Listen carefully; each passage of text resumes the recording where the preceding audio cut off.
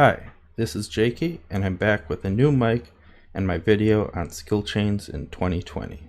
I'm going to talk about all the ways to make skill chains, then I will go over how their damage is calculated, and finally I will talk about gear and strategy implications.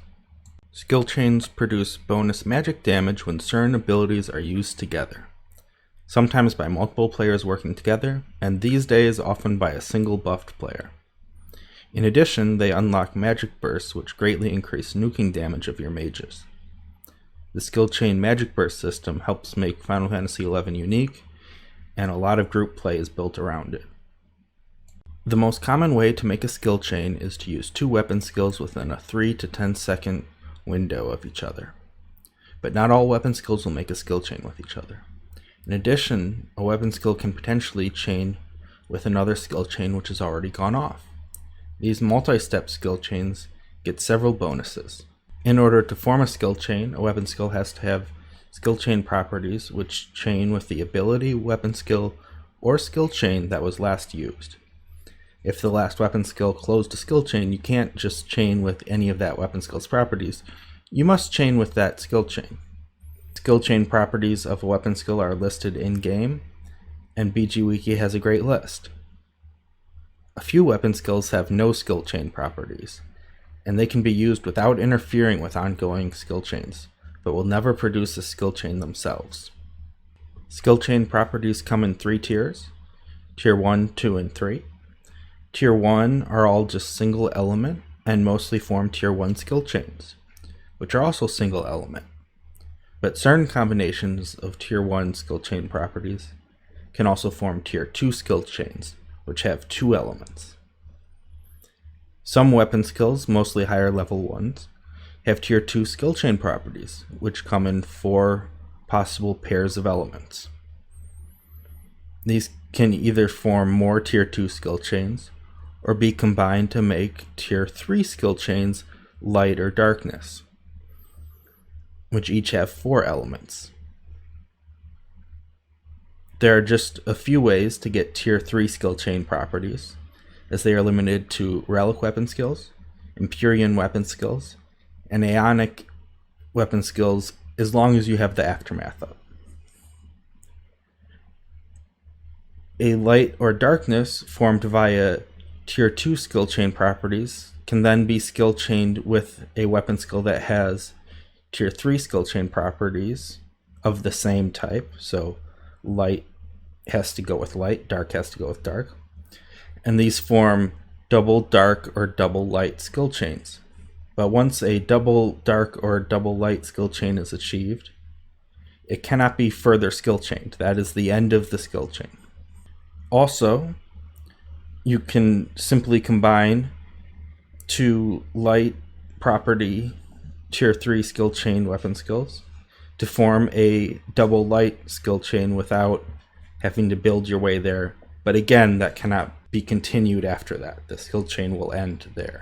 Finally, Umbra and Radiance are the newest kinds of skill chains, and can be formed by closing double light or darkness with an Aeonic weapon with its Aftermath up, and having enough weapon skills or steps in the skill chain for the level of Aftermath. Aftermath 3 only requires that you achieve double light or darkness. Aftermath 2 requires that you have used 3 steps as well as achieving double light or double darkness. And finally, Aftermath 1 requires 4 steps in addition to double light and double darkness. Here's a grid of how Tier 1 skill chains interact from BG Wiki. You can pause here or go to BG Wiki links in the description below. Here's the grid for Tier 2 skill chain properties. And finally, this is the very simple grid for Tier 3 skill chain properties. If a weapon skill has multiple properties that could form a skill chain, it's the first one in the list capable of forming a skill chain, which forms the skill chain. There are a few jobs with unique ways to make skill chains. Sam's Kanzen, Dark Knight with Weapon Bash and their AF +2 or +3 hands, and Dancer's Wild Flourish each opens skill chains with specific rules. Scholar can also give Tier 1 skill chain properties that match the element of any nuke they cast by using the Imminence stratagem. This is especially useful because nukes can't miss and can be safely cast from range, allowing them to make any Tier 1 or Tier 2 skill chain safely far away. In addition, more adventurous scholars can combine that with meleeing and magic bursting for some neat results. Now, let's work out the damage of skill chains. Here's the damage formula, rewritten and clarified from what I found on BG. Now, let's start going through these elements one by one. The first thing to notice here is that other than the magic damage, all of these elements are simply multipliers to the closing weapon skill damage. So the first thing you need is a strong closing weapon skill. Now to begin looking at the multipliers. First, the skill chain table number. Here is a table of the skill chain level and step multipliers. As you can see, skill chains are typically far more powerful if you can chain a few of them together.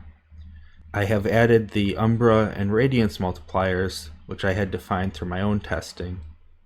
The rest I got from BG Wiki. Next is the skill chain bonus stat, which comes on gear.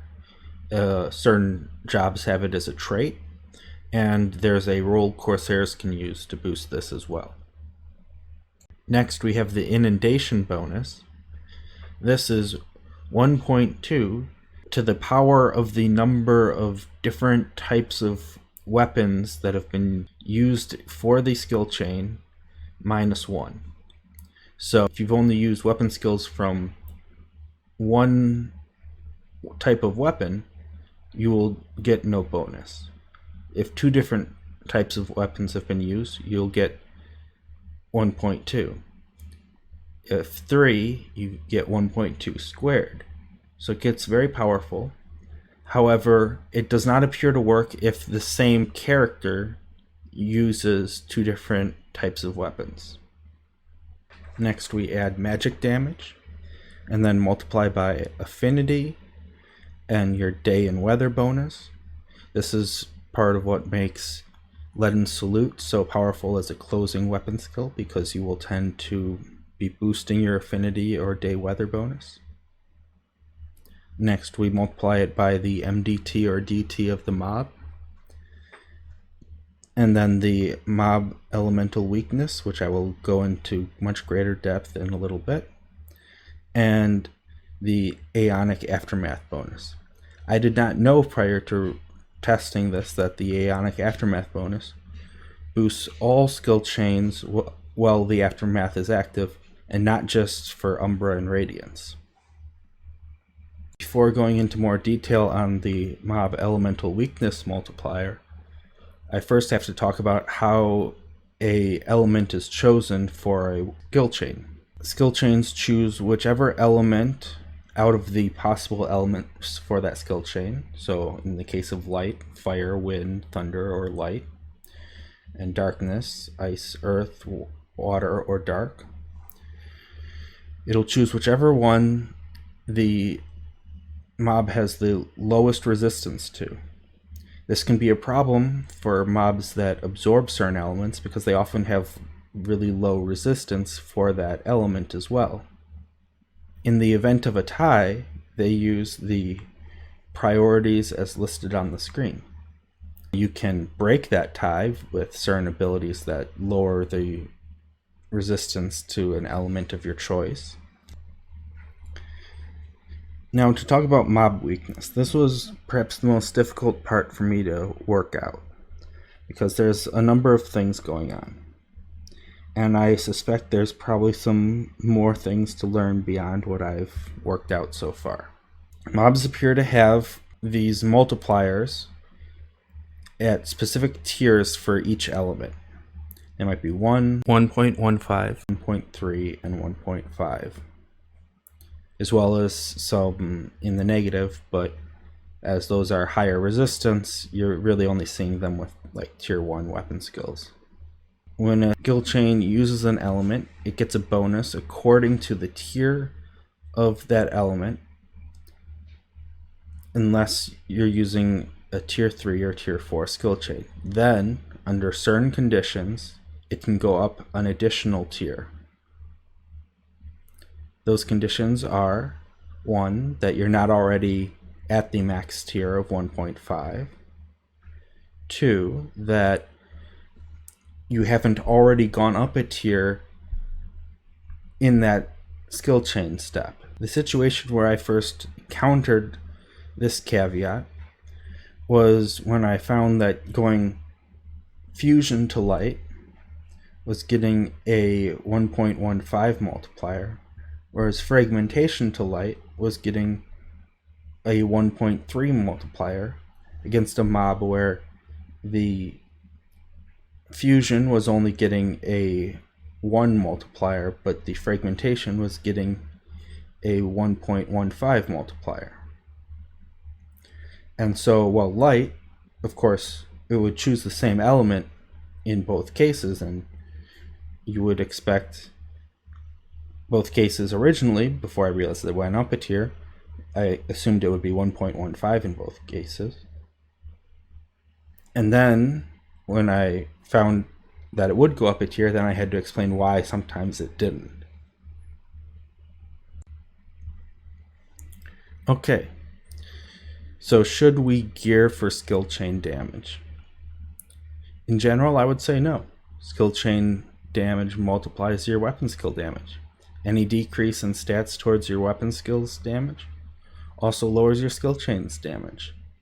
So you're asking a lot for your multipliers to make up for that, especially when you factor in that the weapon skills damage also matters on its own, even without the skill chain. And any attempt to use skill chain damage gear will almost inevitably occasionally get worn when you're not skill chaining or someone breaks your skill chain.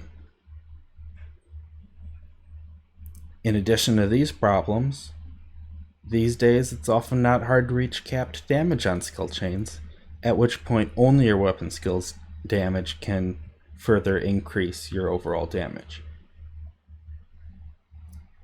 So how can you take advantage of this knowledge of skill chains? If you're not changing your gear, then how do we actually gain any benefits from all this knowledge? Well, we can close with more weapon skills that use affinity. We can use weather bonuses in conjunction with the element the mobs are weak to. And we can use inundation when multiple people with different weapons are skill chaining together. I hope you've enjoyed this video. I'm going to continue to try to improve on future videos, and I'm going to be going towards a weekly upload schedule, so see you next week. Please like and subscribe.